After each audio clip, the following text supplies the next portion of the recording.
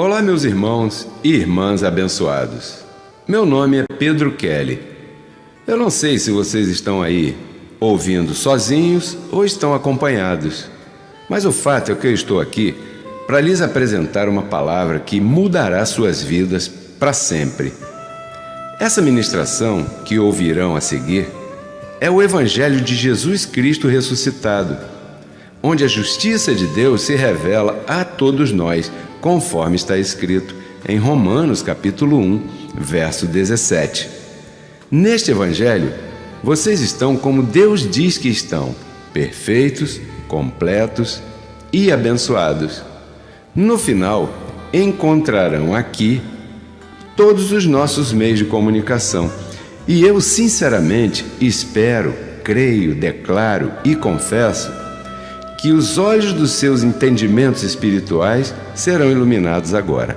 Portanto, sejam bem-vindos.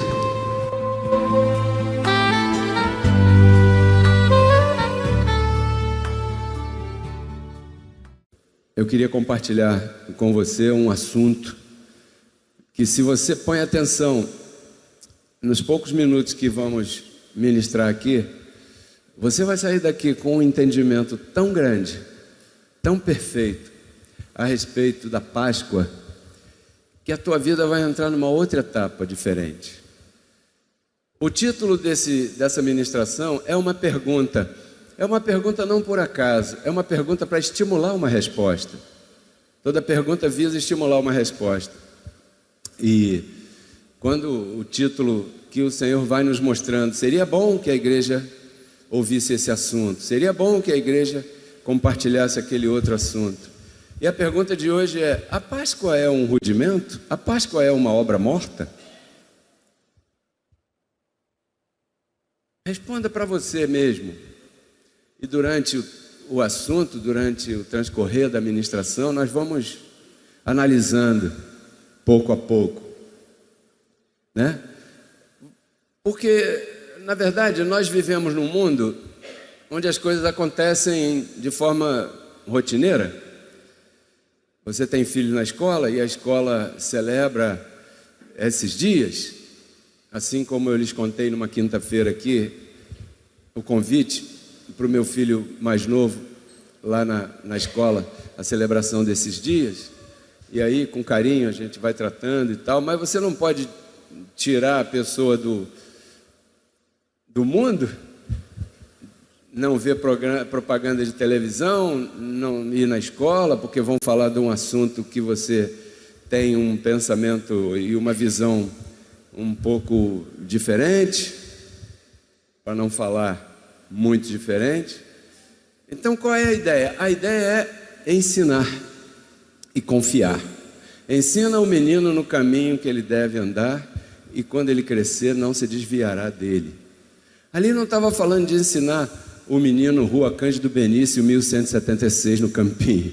Ali está falando de educação, de criação de uma criança. Obrigado, meu amor.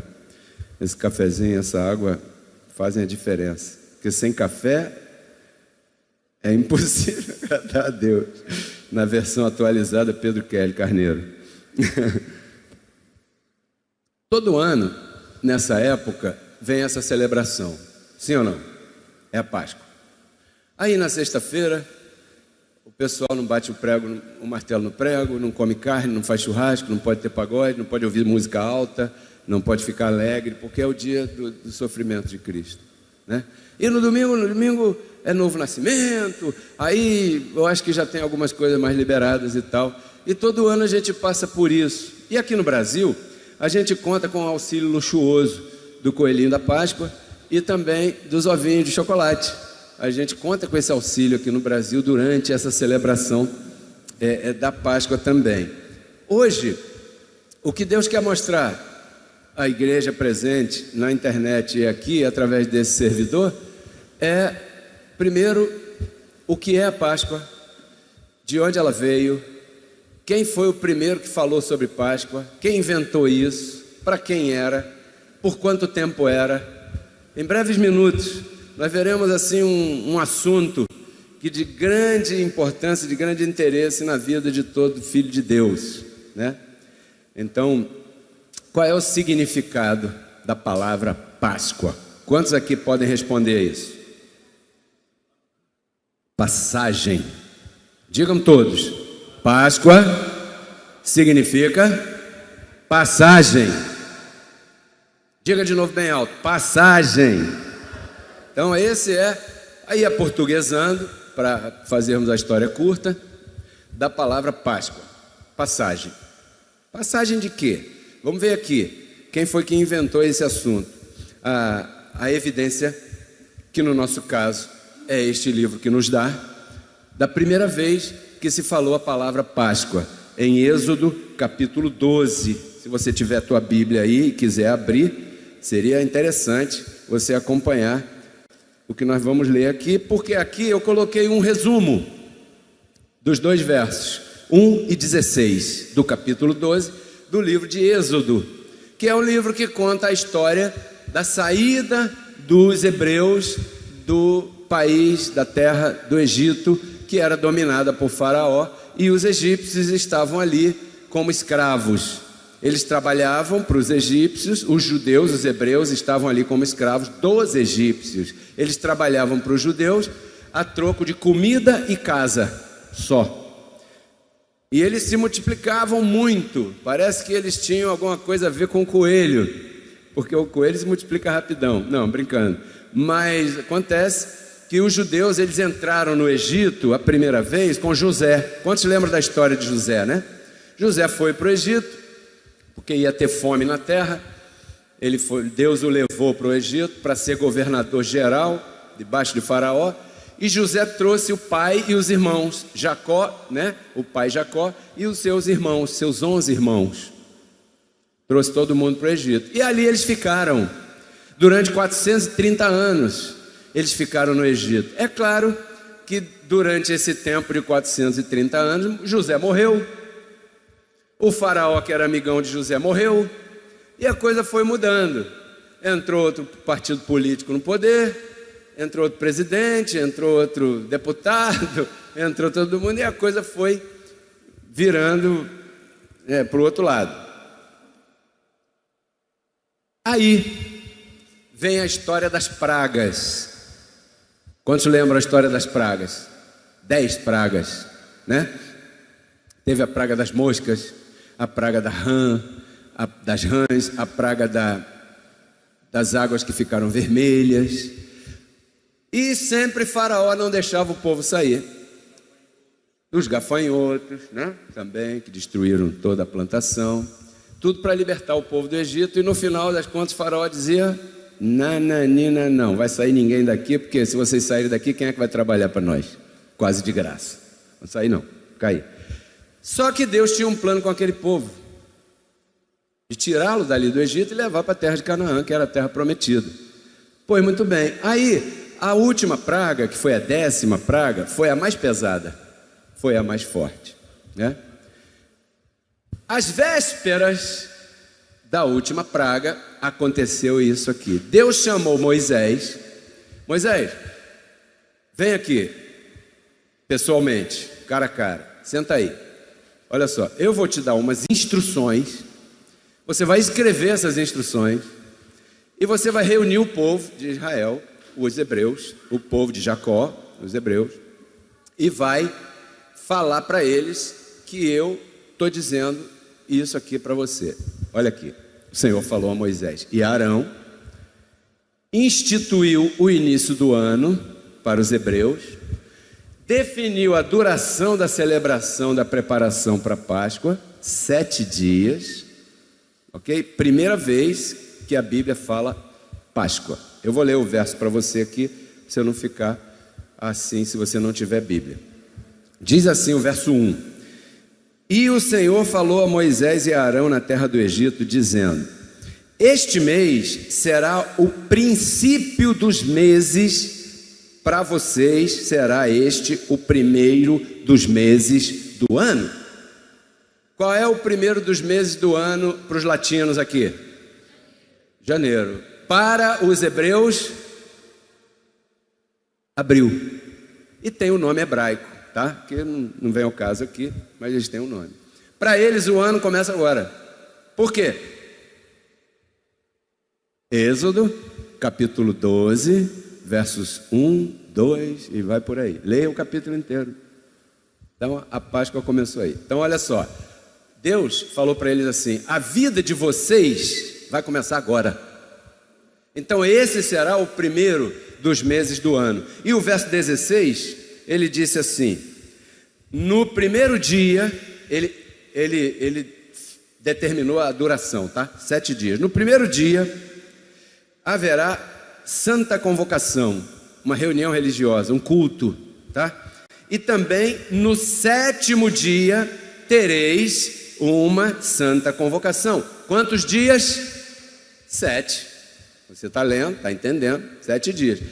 Uma reunião no primeiro dia e uma reunião no último dia.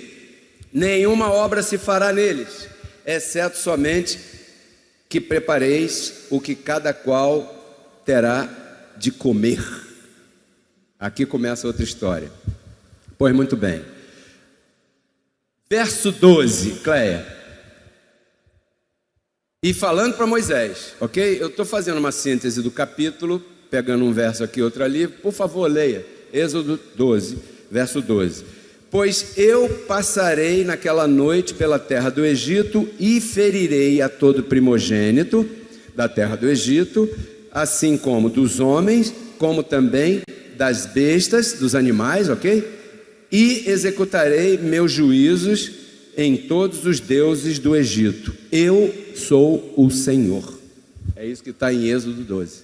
A 10ª praga seria que iria passar um anjo, que nós carinhosamente chamamos de anjo da morte, na casa dos egípcios, todas as casas do Egito. Ele ia passar sobre todas as casas que estavam no Egito, todas.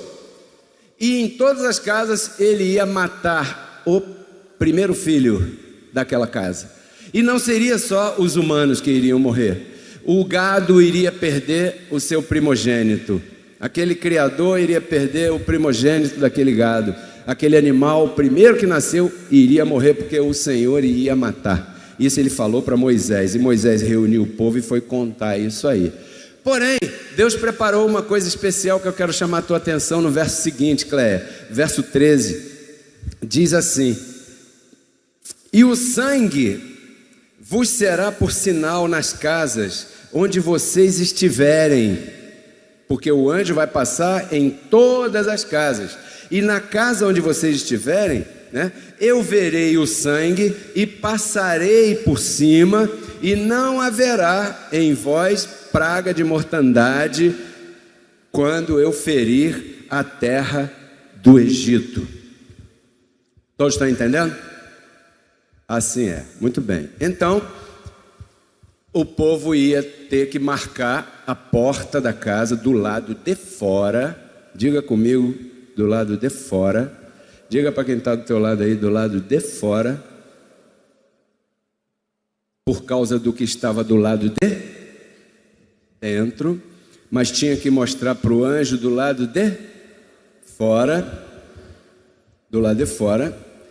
E não haveria mortandade. Próximo verso, rapidinho. Êxodo 12, 14. E este dia vos será em memória. O que é memória? Recordação. E vocês celebrarão como festa solene para o Senhor. Durante quanto tempo? Mas durante, olhe para cá, aqui. Durante esses 7 dias seria nesse primeiro mês do ano. Mas aí passou o ano. Quando chegasse no outro ano, tinha que celebrar de novo? Tinha. E no outro ano tinha que celebrar outra vez? Tinha. Porque aqui está dizendo dias em recordação, festa solene para o Senhor durante as suas gerações. Quanto tempo significa isso aí? Olha aí, vamos continuar. Durante suas gerações, por estatuto perpétuo. Lei para os judeus. Perpétuo celebrareis. Verso 15, eu vou ler aqui que ali está resumido. 7 dias comereis pães sem levedura. No primeiro dia fareis com que não haja levedura em vossas casas, porque qualquer que comer um pão levedado no primeiro dia, ao 7º será cortado de Israel. Aí o verso 17 fala: e guardareis essa festa, porque nesse mesmo dia tirei vocês da terra do Egito. Portanto, guardareis esse mandamento em vossas gerações por costume perpétuo. Amém, abençoados? Ok, então, um cordeiro. Vamos ler o verso 43, rapidinho, Cleia, aí, para a gente seguir aqui.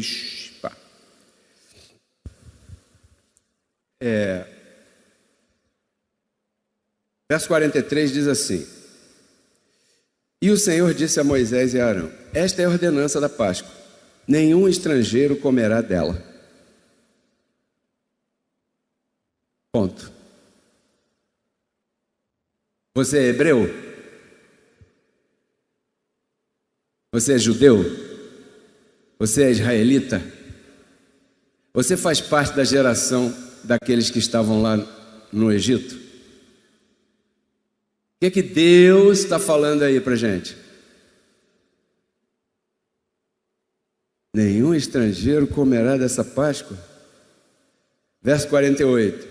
Mas, que toda lei tem uma ressalva, mas, se algum estrangeiro morar com você e quiser celebrar a Páscoa para o Senhor, seja ele circuncidado, se for varão, se for homem, e então sim celebrará a Páscoa, e será como um de vocês, mas nenhum incircunciso comerá dela. Nesse contexto, incircunciso é o menino que não passou pela cirurgia da circuncisão, cirurgia física no pênis, ok? O que era a circuncisão? Circuncisão, para o judeu, fazia parte da lei, era que o menino, depois de um certo tempo de idade, tinha que operar aquela pelezinha que guarda a cabeça do pênis, que protege ali a cabeça do pênis. Isso era uma questão de saúde, e é uma questão de higiene também, porque você sabe que o menino, você tem que ensinar ele a tomar banho, porque senão ele toma banho, pega o shampoo e faz assim, pronto, passa a toalha e tira a sujeira onde? Na toalha. E lavou o pinto? Não. E aí hoje não lava o pinto, mas não lava o pinto, depois não lava o pinto, não lava o pinto, aquela pelezinha esconde o que tem por ali por baixo, se você não limpar, aquilo dá problema. Sim ou não? Então Deus, dá até câncer, Deus, sabendo que o povo ia andar no Egito, ia sair do Egito, ia andar no deserto durante muito tempo, não ia ter sabonete íntimo, não ia ter chuveiro, não ia ter toalha limpa para se secar, não ia ter não sei o que. Ele deu uma série de instruções, e uma das instruções que ele deu foi para o homem: um sinal do judeu é a circuncisão, além de ser algo que para o homem é muito útil, porque quando tira essa pelezinha e expõe a cabeça do pênis, a sensibilidade exagerada ali diminui bastante, e as mulheres serão felizes no futuro, porque ele vai chegar até o final, não vai ser por causa da sensibilidade que está ali. Isso são coisas de Deus. Eu não estou falando besteira aqui, nem tem ninguém escandalizado aqui com pelinha, pênis, porque nós somos já pinto. Então o que é a circuncisão ali? A operação do pênis do macho.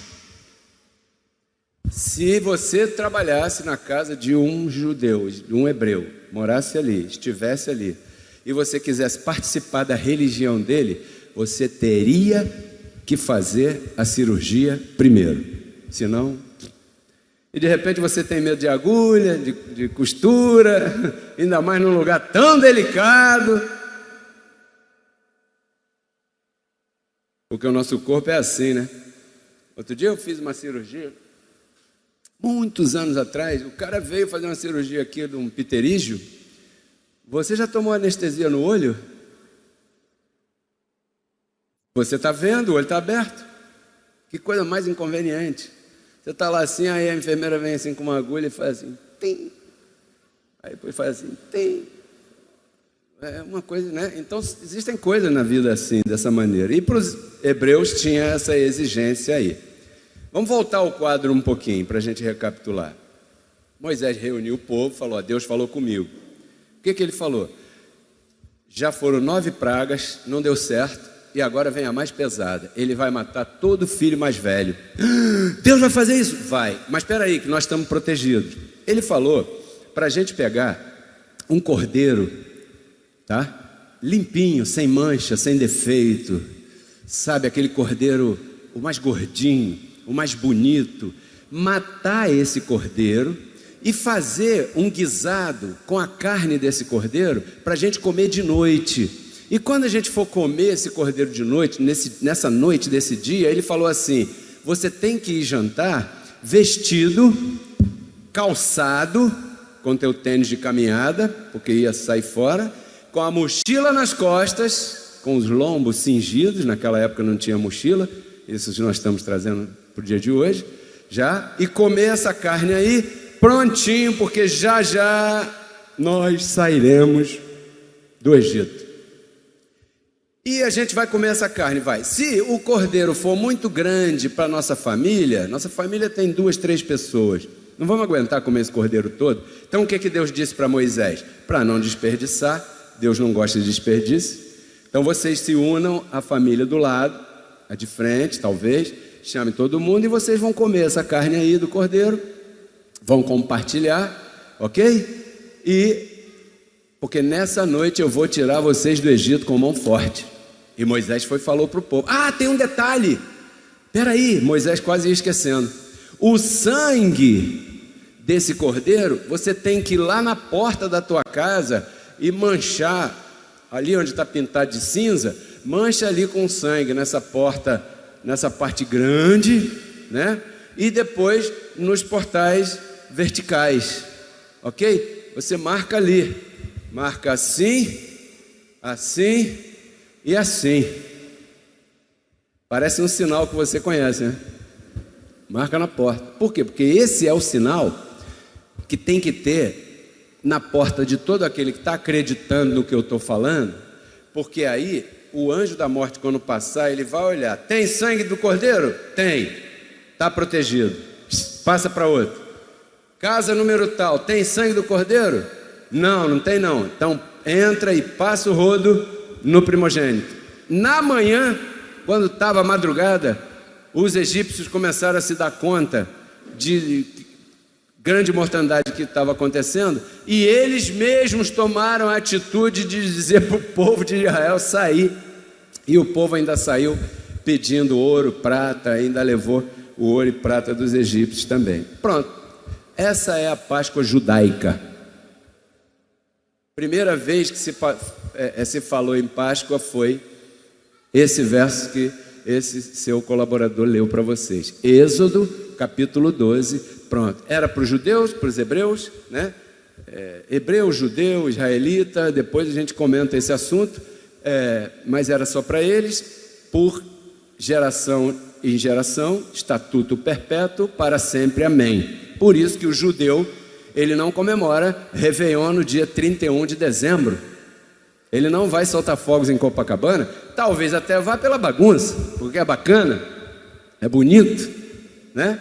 Minha irmã mora lá, e esse ano passamos lá com minha família na praia, lá foi muito bacana, muito bonito aquilo lá, e se você puder ir, vai, é muito legal, muito bonito. Mas o judeu ortodoxo, o judeu religioso que pratica, o primeiro ano para ele não é janeiro, o primeiro mês do ano para ele não é janeiro, consequentemente o calendário dele é diferente do seu e do meu. Aqui os latinos somos diferentes.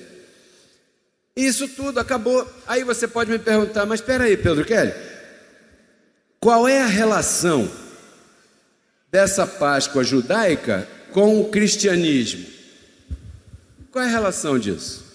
Porque aqui está na Páscoa e não tem judeu aí. Qual é a relação? Sabe qual é a relação? Como Deus falou que seriam 7 dias, 7 dias, de celebração, Jesus de Nazaré, os dias de sofrimento dele, naquela época, foram exatamente nesta época. Quando ele entrou na cidade montado no burrinho, os judeus ali, os hebreus que estavam ali, os judeus da Judéia, por isso se chama Judéia, eles estavam celebrando o primeiro dia da Páscoa. Ok? O primeiro dia da Páscoa, para eles, é o primeiro domingo depois da primavera. Então eles estavam celebrando. E Jesus entrou na cidade. Todo mundo conhece aquela passagem que Jesus foi recebido com ramos. E aqui se chama domingo que foi domingo passado para os católicos. Justamente domingo passado, Jesus entrou ali, e ali começou o sofrimento. Naquela semana ele seria traído por aquele que ele sabia que o trairia. Mas ficou quieto. Faz logo o que você tem que fazer. Porque, imagina, sendo Deus, né? Então, pelo sacrifício de Cristo, pelo sofrimento de Cristo acontecer justamente naquela semana, naquele período, se relacionou. Isso aí. Ok? Essa é a relação. Agora eu quero, nesses 5 minutos finais, te explicar uma coisa que você vai achar maravilhoso também, chamada tipologia bíblica. Hoje eu vim como mestre. Deus me mandou com essa função, para que você entenda. O que é tipologia bíblica? É o que eu acabei de fazer agora há pouco, se você percebeu. Agora há pouco eu fiz tipologia bíblica. O cordeiro, o sangue por fora, para guardar o que está por dentro. Isso é tipologia bíblica? Tipologia bíblica, eu anotei aqui, é uma pessoa ou um evento no Velho Testamento que prenuncia uma pessoa ou um evento no Novo Testamento. Vamos fazer um exercício aqui rápido. É um símbolo profético. Vamos falar, diga símbolo. E você sabe que um símbolo representa algo futuro, né? Um símbolo profético. Isso aqui é a tipologia. Por exemplo, vamos exercitar aqui. Se situe como se você fosse parte do povo hebreu. Você faz parte do povo israelita lá. Então você está no Egito. No Egito você está escravizado. Ok? Você está preso. Então, não é à toa que o povo de Israel é comparado com o povo que crê hoje, né? Toda vez que a Bíblia fala de coisas do povo de Israel lá atrás, por tipologia você associa a você, ok? Então você está no Egito e está preso debaixo da opressão de Faraó. Egito é o mundo, a prisão é o pecado, Faraó é o diabo, Moisés é o libertador. Quem é o libertador da tua vida? Então Moisés é um tipo de Cristo, Faraó é um tipo de diabo, o povo hebreu é um tipo de... Vamos fazer um exercício aqui? Quando eu falar assim, um tipo de, cada um diz o seu nome bem alto. O povo hebreu é um tipo de... Está entendendo? E o sangue do cordeiro é um tipo de sacrifício protetor da tua vida. Isso é tipologia bíblica. Só isso. Esse livro é tão maravilhoso porque não é coincidência que o sofrimento de Jesus de Nazaré tenha ocorrido justamente nos dias em que os judeus estavam celebrando a Páscoa. Isso não é coincidência. É muita coisa para ser coincidência. Isso é só uma das passagens que a gente pode te mostrar aqui. Então, a tipologia é um símbolo. Detalhe, enquanto os símbolos estiveram de pé, a redenção não podia estar presente. eu te falei no início, se você prestar atenção, você vai atar os cabos, você vai juntar as pontas, ok? Você vai juntar as pontas, você prestar atenção, bastante, né? Enquanto os símbolos estivessem de pé, a redenção não podia estar presente. Ok, bacana. Agora nós vamos ver uma pessoa que era hebreu, o apóstolo Paulo. Paulo dizia, eu sou hebreu de hebreus, da tribo de Benjamim, não sei o quê. Vamos a Hebreus, capítulo 9, para você ver o que o apóstolo diz aqui, em Hebreus, capítulo 9, verso 8. Dando a entender o Espírito Santo, olha lá, ali está o resumo. Com isto, que ainda não havia se manifestado o caminho para o lugar santíssimo, enquanto a primeira parte do tabernáculo estivesse de pé. O qual, tabernáculo, primeira parte, é um símbolo para o tempo de hoje, segundo o qual, lá, se apresentavam ofertas e sacrifícios que não aperfeiçoavam aquele que apresentava o sacrifício. O caminho aberto para o lugar santíssimo não se manifestaria enquanto toda a lei de Moisés estivesse de pé, por ser ela um símbolo, diga símbolo, para os tempos de hoje, depois da cruz. Então Paulo estava falando, um hebreu, falando para os hebreus, capítulo 8, capítulo 9, capítulo 10, que consequentemente conheciam este assunto que nós estamos tentando passar para você aqui neste dia.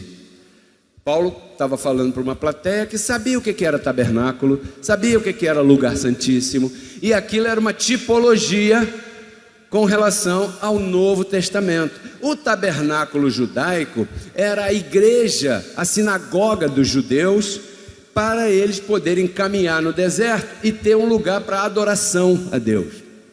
Quando o povo caminhando, parava, armava tenda, eram umas barracas, armava-se aquela tenda, e quando armava aquela tenda, o povo ia ficar ali um determinado momento, e ali se faziam os sacrifícios, a adoração a Deus, e perdão de pecados, mas tinha um lugarzinho lá dentro, que era separado por uma cortina, de alto a baixo, grande, tampada, que só o sumo sacerdote podia entrar. Aquilo era um símbolo para os dias de hoje. O que a Bíblia diz? Quando Cristo morreu, o véu do templo, é esse templo que está falando. Quando Jesus morreu, o véu do templo se rasgou de alto a baixo, para ninguém pensar que alguém chegou lá com uma tesoura e cortou assim. Não, foi de alto a baixo, o véu do templo se rasgou, abrindo então acesso ao lugar mais íntimo do tabernáculo, que simbolizava a comunhão plena entre o ser humano, o Filho de Deus, e o próprio Senhor. Cristo representou isso. O primeiro tabernáculo era esse templo. Enquanto esse primeiro estivesse de pé, o lugar de entrada para o lugar santíssimo, esse caminho novo e vivo, não estava ainda liberado, porque o primeiro tabernáculo estava de pé e ele era um símbolo. E o Velho Testamento é cheio de símbolos, assim como a Páscoa. Então era isso que Paulo estava dizendo aqui, que a Páscoa é um símbolo? É um símbolo. Agora, se nós já estamos do lado de cá, o que aconteceu com o véu do templo? Rasgou. O que aconteceu com a comunhão entre todo mundo e Deus? Plena. Você já não precisa de intermediário? 1 Coríntios 5, 7. Olha o que Paulo fala aqui. 1 Coríntios 5, 7, diz assim, limpai-vos, pois, da velha levedura, para que sejais nova massa. Diga para quem está do teu lado aí, limpe-se da velha levedura, do velho fermento, para que sejais nova massa, sem fermento, como sois, porque nossa Páscoa, que é Cristo, já foi sacrificada por nós. Lembra do cordeiro que Deus disse para Moisés que tinha que ser limpinho, sem mancha, sem pecado? Um cordeiro principal, esse não feito por essa geração, que não era filho de José, por obra do Espírito de Deus em Maria, ele engravidou ali. Esse cordeiro derramou sangue, aquele cordeiro marcou a porta para o anjo proteger aquela casa, não matar o primogênito. Esse cordeiro, Cristo, a nossa Páscoa, que foi sacrificado por nós, com aquele sangue, te colocou em novidade de vida. Essa é a tua Páscoa. Quer dizer que o Cordeiro de Deus, por isso que todo mundo por aí fala, eis o Cordeiro de Deus que tira, é por isso que se associa Jesus de Nazaré como Cordeiro de Deus, por causa da Páscoa judaica, e de ele estar naqueles dias ali, naquela cidade onde os judeus celebrariam aquela Páscoa, né? Então, para terminar, Paulo compara com os hebreus, em Hebreus capítulo 9, algo bem tremendo aqui, para a gente finalizar esse tema. Hebreus 9, 11, ó. Porém, estando já presente Cristo, sim ou não? Está presente ou não está presente?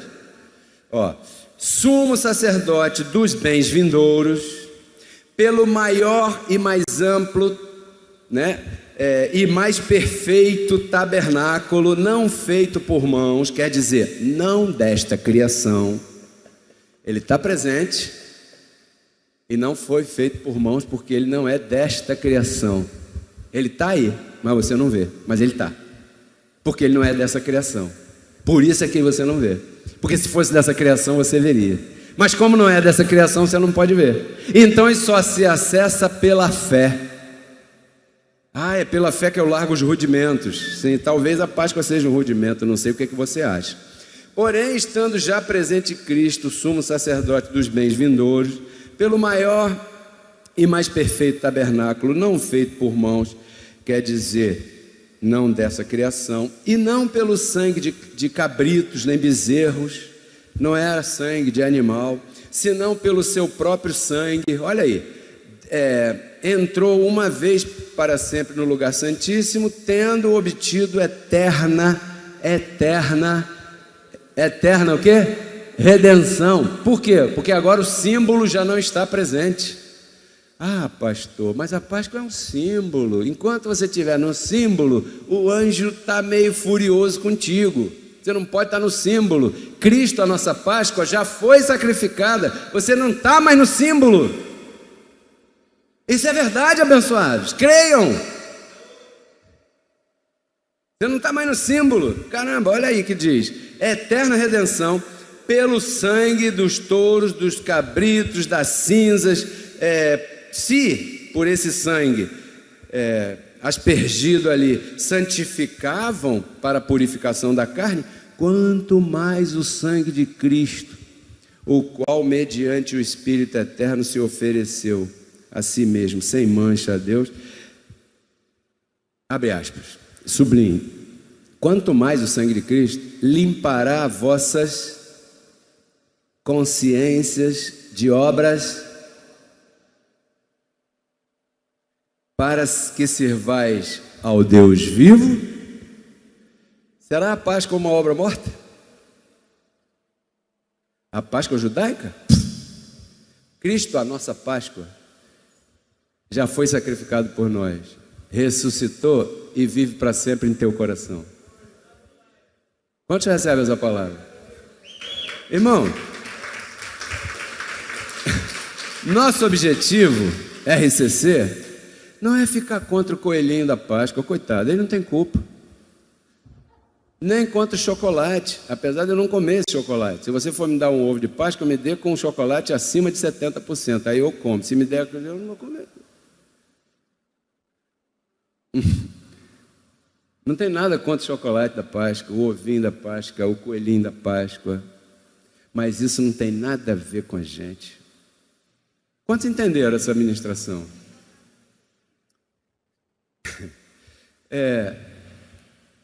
Até aqui a gente não ouviu falar de coelhinho nem de chocolate. Aí você pergunta, e o coelhinho de chocolate? Você não vai explicar, não? Aí eu vou falar para você assim, abençoado, eles já estão anunciando o Dia das Mães. Por quê? Porque isso é comércio. Din-din. O comércio precisa do carnaval, aí quando acaba o carnaval é a Páscoa, quando acaba a Páscoa é o Dia das Mães, quando acaba o Dia das Mães é o Dia dos Namorados, quando acaba o Dia dos Namorados é o Dia dos Pais, quando acaba o Dia dos Pais é o Dia das Crianças, quando acaba o Dia das Crianças é o Natal. Fora o que eles trazem dos americanos, Halloween, Diabo 4 aí. Por quê? Porque tem que sobreviver, senão a coisa fica ruim. E o povo fica maluco lá nas lojas americanas, se acotovelando. Eu quero ovo, porque o meu filho... Aí o meu filho fala assim, papai, você não vai me dar chocolate? Filho, não vou não, cara. André, você entendeu o que eu falei aqui nessa meia hora? Ontem fui no shopping lá. Aí tá lá, a gente queria passar assim, cruzar para um lugar. Aí uma porção, mais de 100 pessoas, todo mundo com umas orelhinhas de coelho assim, crianças e adultos, papais e mamães. Coelhinho da Páscoa que trazem pra mim um ovo, 2 ovos, coelhinho da Páscoa que trazem pra mim. Aí eu fiquei, meu Deus do céu, quanta imbecilidade, meu Deus do céu, como é que pode uma coisa dessa? Eu acho, ou eu estou ficando velho,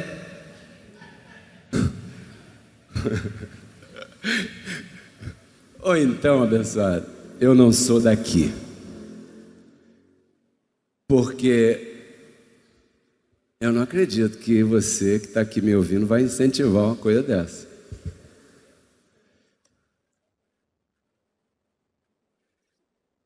Aí o governo vê isso e faz a massa de manobra que ele quer. Por quê? Porque assim é o povo. Poucos são os entendidos. São poucos. A vida é assim. Deus quis assim. Graças a Deus que Ele me quis do lado de cá. Porque fazer papel de bobo eu não quero não. E você? Pode responder agora? A Páscoa seria um rudimento, aquela Páscoa judaica?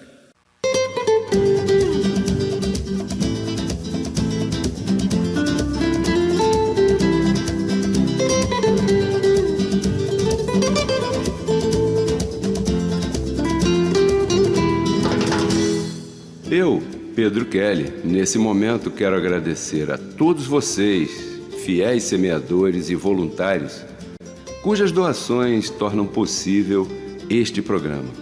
Se você deseja fazer contato direto comigo, anote meu WhatsApp: 21 99 104 83 88.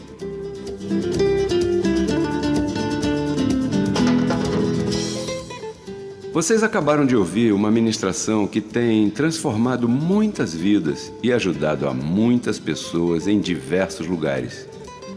Convidamos você e tua família a congregar conosco. Domingos, às 10 horas da manhã e quintas-feiras, às 20 horas. Nosso salão de reuniões fica na rua Cândido Benício, número 1176, no bairro do Campinho, em frente à estação BRT Capitão Menezes. Visite nossas redes sociais, assista, curta e compartilhe. E não se esqueça de se inscrever em nossos canais. No Facebook, digite Pedro Kelly, ou então Reconciliados com Cristo. No YouTube, digite Apóstolo Pedro Kelly, ou então Reconciliados com Cristo.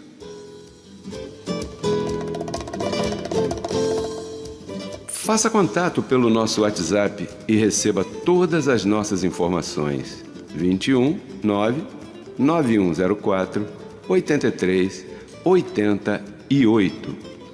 Ou, se preferir, escreva um e-mail para nós: apostolopedrokelly@gmail.com.